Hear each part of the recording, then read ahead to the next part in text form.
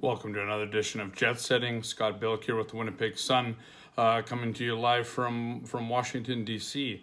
You can tell in the background it's a hotel. All looks the same, everyone. But yeah, talking about the Jets, obviously coming to the end of a four-game road trip. Right now they're 1-2-1. But the big story that today at least, or this week leading up, it has been the trade deadline, obviously, and now that it's passed, we know that the Winnipeg Jets didn't do anything on the day. The damage they did, as it were, happened during the week leading up to it. So they got Dylan DeMello from Ottawa for a third-round pick, and they got Cody Eakin from Vegas for a conditional fourth-round pick. So obviously, not the big splashes of the last 2 years. There's not a big name like Kevin Hayes or obviously Paul Stastny, but they have gone out and addressed a couple of their needs in my mind. Getting some defensive help with DeMello, kind of that stay-at-home guy that you would want on this team, given everything that's kind of happened with this team, the losses, all the stuff leading up.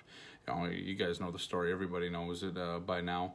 And then Cody Eakin, quote-unquote shift disturber, a gritty guy, a guy that can come in and make a difference. Maybe not this year, at least not in the back of the net, but a guy who can kind of energize the team. Whether or not you buy into that sort of thing, it's something that Paul Maurice, this team, has enjoyed or has liked, I guess, in the past, I suppose. So it's. Cody Eakin, I thought he had a good game. If we can start with him, I thought he had a good first game in Buffalo. Just flying around out there, trying to provide that energy. Obviously, he was the one guy that didn't play the night before.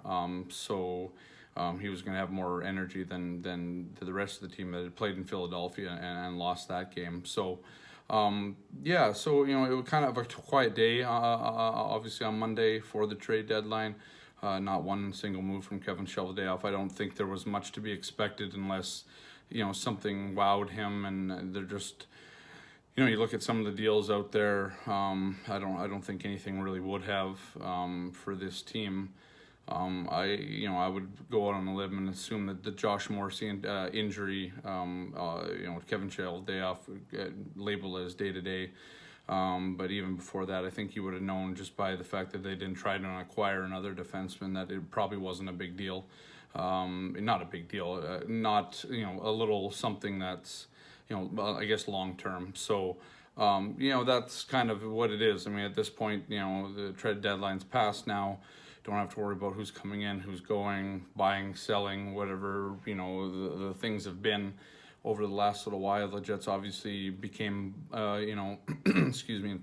cautious buyers, I suppose, and went out and got a couple players that kind of augmented their roster. It doesn't dramatically change much with them, but so we'll see. I mean, going forward, 18 games left starting on Tuesday against the Washington Capitals in a home, and obviously that big game here in D.C. and then back in Winnipeg on Thursday, another big game where the Jets are going to have to come out flying again and try and depending what happens Tuesday, either try and make up for a loss or try and take two from the Washington Capitals, which is not easily done this year given how good the Caps are.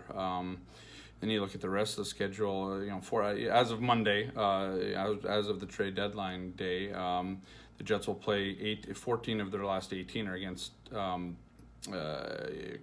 playoff teams in the playoff, above the playoff line. They'll play a couple teams that are kind of in the hunt as well during that, but there's going to be a lot of jockeying for position, better matchups from some of the teams, and other teams like Arizona's and the Calgarys who are fighting with the Jets for that wild card spot in the Western Conference, one of two. Those are probably the four biggest games the Jets will play, depending on how things go over the next 6 weeks here, leading into the postseason. So, yeah, it's going to be quite the 6 week period, and depending what happens over the next 4 or 5 games, you'll kind of know where the Jets are now. I've kind of been saying that for a little while now, given the fact that nobody's really kind of grabbed the horn, a playoff spot by the horns and ran with it. Everybody's kind of stuck in third gear or whatever. Nobody's kind of shoved it into fifth and gone with it. So yeah, there's a lot to play for still. I mean, the analytics don't suggest it, obviously, that the Jets should make the playoffs. Not even close, but they are where they are. Shovel day off, quote unquote, rewarded them. I think those are roughly his words for the effort they put in to be in the position that they are in. So, now you have to go and he rewarded them based on his words. So I guess the next logical step is they need to kind of reward him for I guess offering some reinforcements. So yeah, big games coming up. Obviously, the ones against Washington we talked about, and then right through to the end of the season. I mean, you can't lose to Buffalo when they come next week to Winnipeg. You can't be losing to that team again. Just a lot of different things that need to happen now. This team can't be no showing periods. They can't be putting out. Blake Wheeler and Mark Scheifele can't combine for a grand total of 0 shots in a game. They got to find a way to score. You can't be putting up 1 goal and expecting to win, or no goals and expecting to win, obviously, and that's kind of been part of the problem. So yeah, that's the way it'd be. It'd be interesting to see the Jets play their final game of the season against the Arizona Coyotes. That game could be massive, or it could be a complete, kind of waste of time for both sides to even play that game. It just depends how it goes. So, yeah, trade deadline done and dusted. No one have to worry about that anymore. It's all just forward here for the team. Beginning with a big test against Washington on Tuesday. They'll honor Alex Ovechkin for his 700th goal. Scored last week, so the Capitals are going to be coming out wanting to kind of honor that whole milestone, I suppose, for Ovi. So it's going to be a tough test. See who starts in goal.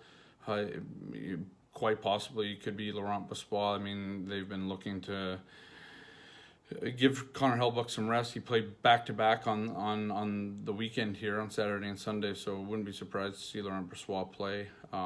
So yeah, we'll see how it goes. The Jets have who they have now, other than a couple injury guys that'll come back, Josh Morrissey at some point, but this is the team now. So just gonna have to kind of figure out if they can really come together and find that consistency that's been, for lack of better, so inconsistent this year. Just trying to string wins together. They haven't even strung 4 together straight. So something like that, and not letting the winning streaks and the losing streaks kind of be the same. The Jets need to go on a better run here, 18 games to try and if they want to get into that playoff line. So. I guess we'll sign off here from Washington. It's another edition of Jet Setting. Scott Billick for the Winnipeg Sun.